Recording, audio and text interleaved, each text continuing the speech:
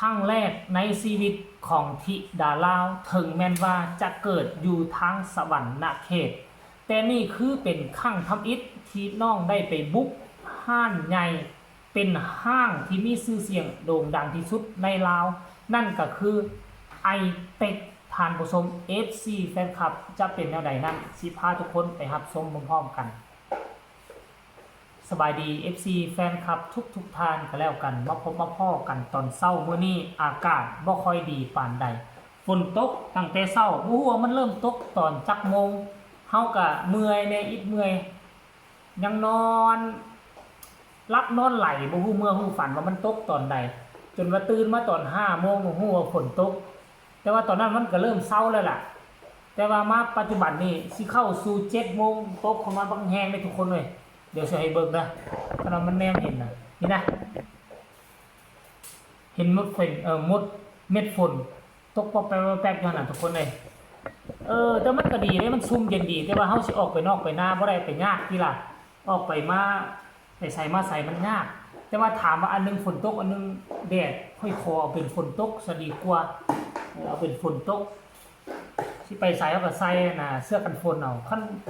คันแดดร้อนนี่ที่ใส่เสื้อกันแดดมันบ่มีได้ทุกคนเลยก็เลยบ่มักฝนกับยามหนาวแต่ละคนมักบ่คือกันเนาะกลับคืนมาสู่หัวข้อรักของเฮามื้อวานนี่ความจริงแล้วฮู้แต่มื้อวานนี่ผู้หลายเห็นแต่มื้อวานนี่แต่ว่ารอท่าคลิปมันยาวกว่านั้นรอท่าคลิปอันน่ะที่มันเห็นชัดเจนกว่านั้นเด้แต่ว่าบ่เห็นทุกคนบ่เห็นเนาะก็เลยว่าเอ้ามื้อนี้ตอนเช้าตัดสินใจเฮ็ดซะนี่นะก็คือเฮาก็ฮู้จักกันดีว่าแม่จอยเดินทาง7 ชั่วโมงตั้งแต่เวียงจันทน์บุกทะลุมาฮอดสวรรค์เขต7 ชั่วโมงซื้อขนมว้อยเต็มเตียงบ่ได้เต็มแค่ไม้ไผ่แล้วก็มีสร้อยทองคำมีเงินมาลัยอีกปึกนึงท่านผู้ชมเฮาก็คิดว่าแล้วก็ยังไปเลี้ยงหมูกระทงเลี้ยงหมูกระทะมีเงินมาลัยสร้อยคอทองคำเลี้ยงหมูกระทะแม่นบ่ล่ะมีขนม4 อย่างมื้อนั้นก็คิดว่าน่าจะเพียงพอแล้วล่ะน่าจะเพียงพอแล้วเนาะก็คิดว่าเพิ่นก็น่าจะกลับบ้านกลับซองแต่ว่าเพิ่นบ่ยอมเพิ่นพาน้องธิดาลาวกับแม่เฒ่าเดินทางไปห้างใหญ่ซึ่งห้างแบรนด์นี่นะซึ่งเป็นแบรนด์นี่บริษัทนี่นะเป็นบริษัทแรกที่สร้างศูนย์การค้าอยู่ในลาวเนาะสร้างศูนย์การค้าอยู่ในลาวถ้าค่อยจำบ่ผิดนี่อยู่เวียงจันทน์นี่สร้างตั้งแต่ปี2003พุ่นน่ะน่าจะมีตั้งแต่ปี2003ชื่อว่าไอเทคเนาะภาษาลาวว่าไอเทคคันถ้าเป็นภาษาอังกฤษว่าไฮเทคหรือว่าไอเทคนี่แหละเทคน่าจะหมายถึงเทคโนโลยีเนาะความทันสมัยได้ยินว่าเจ้าของแท้ๆเป็นไอ้น้องจีน3 คนเนาะร่วมมือกันสร้าง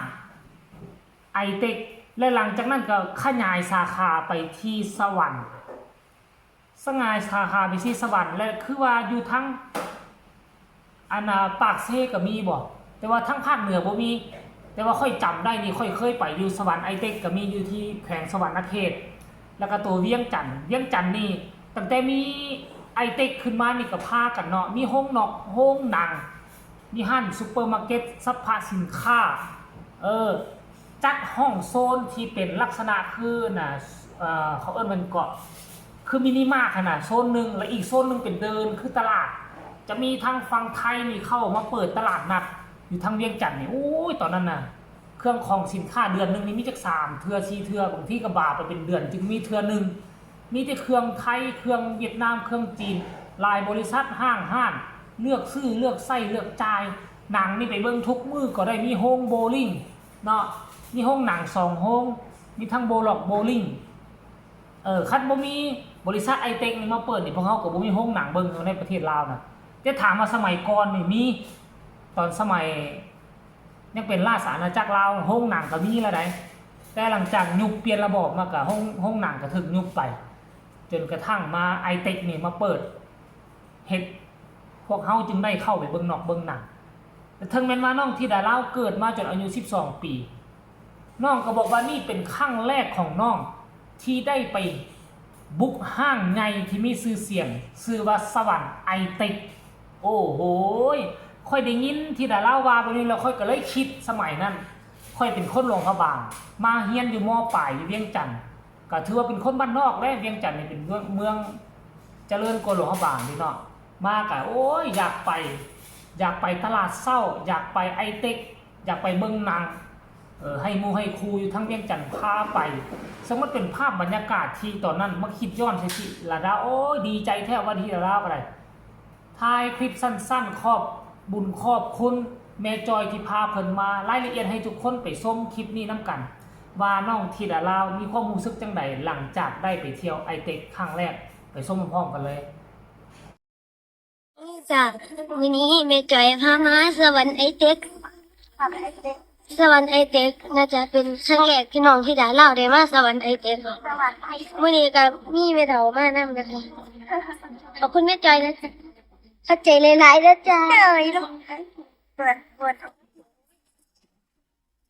แล้วก็จะใส่ดอซิน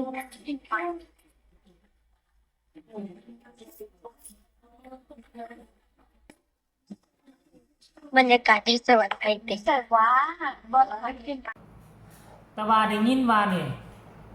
การที่แม่จอยมาหับน้องธิดาลาวไปกับแม่เฒ่าไปสวรรค์นี่เป้าหมายคือสิพาน้องธิดาลาวไปซื้อชุดเสื้อผ้าสิ้นใหม่นะชุดผ้าใหม่นะเป็นเครื่องนุ่งประจำชาติลาวเพื่อจะซื้อให้น้องธิดาลาวมาใส่ออกทัวร์คอนเสิร์ตอยู่ที่เมืองไทยเพราะว่าอยากสร้างแบรนด์ของธิดาลาวนี่ให้เป็นแบรนด์เอกลักษณ์เวลาไปยืนอยู่บนเวทีใดอยู่ในประเทศไทยนี่ให้เขาเบิ่งออกนี่คือคนลาวนี่คือนักร้องจากประเทศลาวเก้าผมเบียงแพนุ่งสิ้นมาเบิ่งว่าแม่จอยจะซื้อผ้าสิ้นลายใดมันจะมีความสวยสดงดงามขนาดใดมูลค่าจะขนาดใดเดี๋ยวจะพาทุกคนไปติดตามในคลิปหน้าเด้อท่านผู้ชมเด้อไปติดตามอย่างไกลซิตอนนี้ยังบ่เห็นข้อมูลข่าวสารแม้กระทั่งรูปภาพเถื่อว่าไปฮอดห้านผ้ามงผ้าใหม่ละบ่ฮอดห้านเสื้อผ้าละบ่เนาะมันมีหลายเกรดได้เกรดถึกสุดก็มันผ้าสิ้นนี่นะผ้าสิ้นนี่ผืนนึงละเป็น150,000 กีบอันนี้ตัวถึกสุดได้ผ้าเบียงก็สิอยู่ราวๆ100,000แต่ว่าไล่ไปฮอดตัว100,000 บาทก็มีสุดน่ะตัวเฉพาะตัวปักดิ้งเขาเอิ้นว่าปักดิ้งนี่มันทักเซลเอาไหมคำมาทักเซลเฉพาะคอเสื้อนี่นะคอเสื้อซ้ำนี่นะเนาะตัวราคาถึกสุดก็ระดับ100 เหรียญขึ้นไปถ้าอยู่โลหะบางได้100 เหรียญขึ้นไปยังบ่รวมทั้งเสื้ออีกยังบ่รวมทั้งสิ้นอีกคือห่วยขั้นฮอดแล้วนั่นแท้ก็ระดับ100,000 บาทขึ้นไปแล้วยังมีผ้าใหม่อยู่ทั้งซ้ำเหนือหัวพันเป็นผ้าใหม่ทั้งไต้ดำไต้แดงเนาะไทยซ้ำเหนือหัวพันเขตที่มั่นก่อนที่ประกาศเอกราชได้เป็นประเทศลาวนี่อยู่ซ้ำเหนือหัวพันนี่อยู่หันเขาเจ้าก็ตำเหมือนกันแต่ว่าตำเป็นผ้าฝ้ายแต่ราคาระดับ10 ล้านขึ้นไปถ้าเทียบใช้เงินบาทกับระดับ50,000 ขึ้นไปโอ้โหตอนปี2000น่ะประมาณ2011นี่เจบ่เล่าไปทัศนศึกษาตอนนั้นยังเป็นนักศึกษามหาลัยอยู่ไปถามคิดว่าจะถึก 2-3 แสนสิเอาไปฝากแม่ฟาดมา3 ล้านสมัย2010 3 ล้านเนี่ยห่วยวันนักหนาสากันตอนนั้นเงินเดือนยังมีแต่ 7-8 แสนในตอนนั้นนะ 7-8 แสนคันเอกชนก็ที่4 ล้าน6 ล้าน7ในตอนนั้นมัน3 ล้านก็แบ่งง่ายตึงท่านผู้ชมเอ้ยเนาะอันนี้คือเราเรื่องราวเกี่ยวกับเสื้อผ้าหน้าผมแต่กับบ่แน่ได้ว่าแม่จอยสิพาน้องไปซื้อเสื้อผ้าลาวหรือว่าเป็นซื้อสุดเพชรแล้วอยู่ลาวนี่บ่มีสุดเพชรขายดอกต้องไปสั่งจากไทยท่านผู้ชมมาติดตามตอนต่อไปก็แล้วกันว่าสุดที่แม่ไปเลาะซื้อให้หรือว่าพาไปเลาะห้างนั่นจะได้อีกอย่างแน่นอกจากสุดท่านผู้ชมต้องรอท่าชมในคลิปหน้าลาท่านผู้ชมไปก่อนเนาะสบายดี